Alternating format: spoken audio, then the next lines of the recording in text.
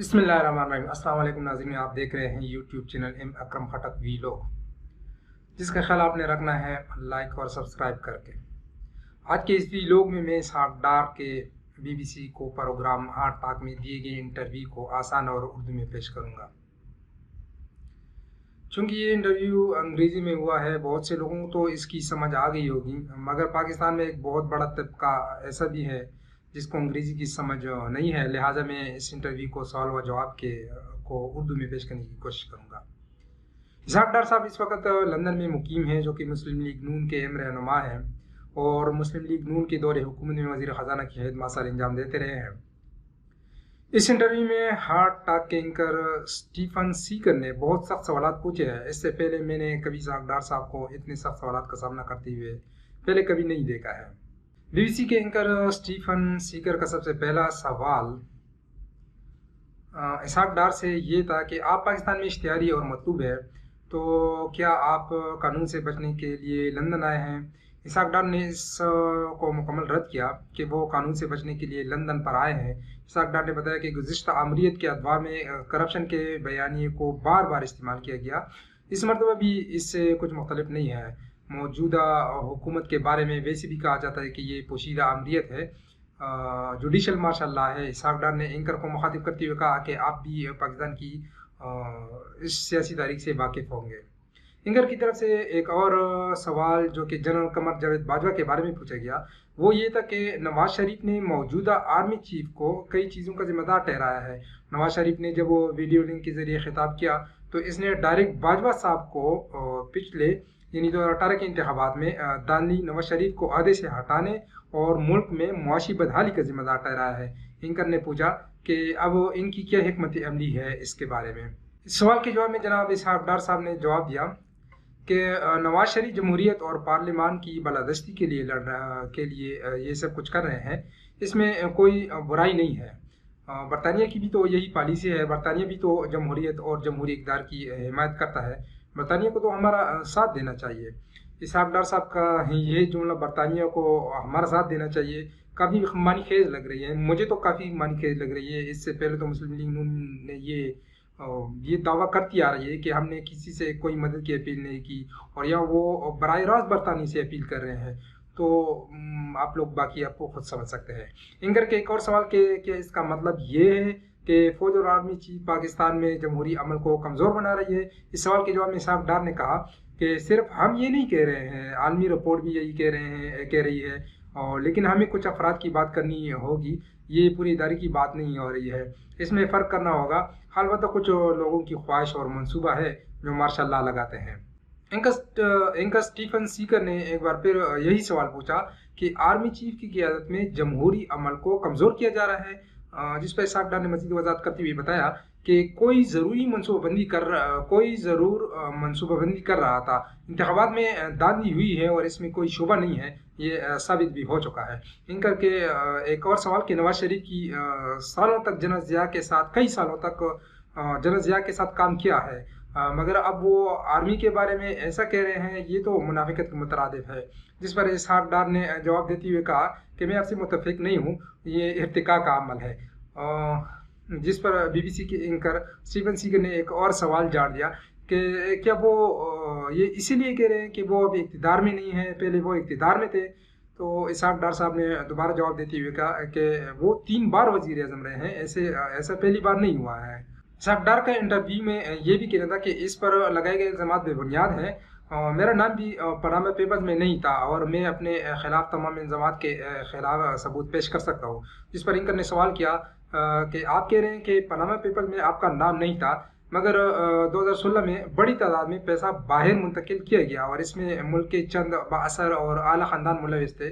तो हम ये कह सकते हैं कि इसमें सिर्फ नवाज शरीफ का ख़ानदान ही नहीं बल्कि आपका ख़ानदान भी मुलविस है। पनामा दस्तावेज़ात जारी होने के बाद नेब ने आपके अकाउंट्स का जायज़ा लिया और वो इस नतीजे पर पहुंचे कि आपके अकाउंट्स के साथ संगीन मसाइल हैं। जिस पर इसहाक डार साहब ने जवाब दिया कि मेरा नाम इन दस्तावेज़ात में कहीं पर भी दर्ज नहीं है। नेब के सवाल के जवाब में इसहाक डार ने बताया कि आप यकीनन जानते होंगे कि पाकिस्तान की सुप्रीम कोर्ट की हिदायत पर एक मुश्तरका तहकीकाती कमेटी का क़याम किया गया था, जो सुप्रीम कोर्ट की जानिब से मावराए अदालत इक़दाम था। इस तहकीकाती टीम में 2 फौजी अफसरान भी शामिल थे, जो दरअसल इस पूरी टीम की निगरानी कर रहे थे। नेब अपनी अहमियत खो चुका है। ये एक ऐसा इदारा है जो सियासी मुखालिफिन के खिलाफ इंतकाम के लिए इस्तेमाल होता रहा है। मैं हुकूमत में रहते हुए भी इस पर प्रेस कॉन्फ्रेंस कर चुका हूँ। एंकर की तरफ से इसाक डार और इनके ख़ानदान के जायदाद बारे में सवाल पर दिलचस्प सूरत उस वक्त पैदा हुई जब इसाक डार से पूछा गया कि आपकी कुल जायदाद कितनी है और आपके ख़ानदान की कुल जायदाद कितनी है। इसाक डार ने बताया कि इसका जायदाद इसके गुशवारे जो वो जमा करता है उसमें ज़ाहिर है, जो वो बाकायदगी से जमा करते हैं। जिस पर स्टीफन सीगर ने दोबारा पूछा कि आपके और आपके ख़ानदान की कितनी जायदाद है, यानी मुझे बताइए कि आपकी जायदाद कितनी है टोटल। तो इसाक डार ने बताया कि मेरे पास सिर्फ एक प्रॉपर्टी है पाकिस्तान में, मेरा घर, जो कि मेरा घर है, जो अभी मौजूदा हुकूमत ने मुझसे छीन लिया है, यानी मुझसे मौजूदा हुकूमत ने उस पर कब्जा किया हुआ है। बीबीसी के एंकर ने पूछा कि क्या आपकी लंदन में कोई जायदाद है, तो इसाक डार ने बताया कि नहीं, इसकी लंदन में कोई जायदाद नहीं है। तो उसके बाद बीबीसी के रिपोर्टर स्टीफन सीकर ने पूछा उससे कि क्या आपकी दुबई में कोई जायदाद है, तो इसहाक डार ने कहा कि हाँ, वहाँ पर तो जायदाद है, वहाँ पर एक वेला है। एंकर पर्सन ने तो एकदम पूछा, आपने कहा इससे पहले भी कहा है कि आपकी सिर्फ एक प्रॉपर्टी पाकिस्तान में है और कोई प्रॉपर्टी नहीं है, तो क्या वो जो आप पहले बता रहे थे वो मैं झूठ समझूं? तो दुबई में अभी आप कह रहे हैं कि वेला है। तो इसहाक डार ने इस सवाल के जवाब में बताया कि वेल मेरा नहीं है, मेरे बच्चों का है, जो कि आज़ाद हैं और मेरे अंडर नहीं है, वो उनकी जायदाद है। वो 17 साल से वहाँ पर कारोबार कर रहे हैं और मेरे सरपरस्ती में है ही नहीं वो।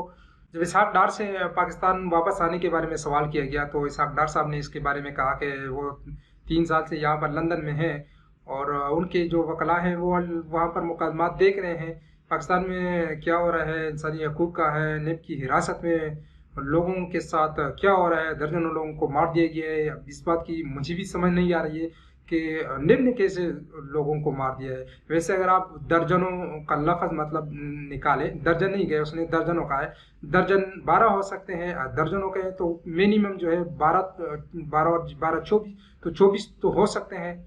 जब दर्जनों का आ गया है तो मुझे अब इस बात की समझ नहीं है कि नेब ने कहाँ पर दर्जनों लोगों को मार दिया है। तो बाकी आप लोग खुद, मैंने सिर्फ ट्रांसलेट करना है, उन्होंने जो कहा है, जो सवाल पूछा गया है, बाकी इसका जो है मतलब आप लोग खुद निकालें। इसहाक डार साहब ने आगे बताया कि दोनों मुकदमात जिनमें नवाज शरीफ को सज़ा हुई है, दोनों फैसलों में लिखा गया है कि इस्तेग़ाज़ा कोई बदउनवानी साबित नहीं कर सकी है, तो और क्या चाहिए इसमें। तो इस पर एंकर की जानिब से इनसे कहा गया कि नवाज शरीफ और आप सज़ा याफ्ता हैं और इलाज की गरज से लंदन में बैठे कबल अज़ वक्त इंतखाबात की बात भी कर रहे हैं, तो अब दोनों की क्या साख है। इसाक डार का कहना था कि इमरान खान की हुकूमत की क्या साख है, दुनिया दांदी और चोरी शुदा इंतखाबात देख चुकी है।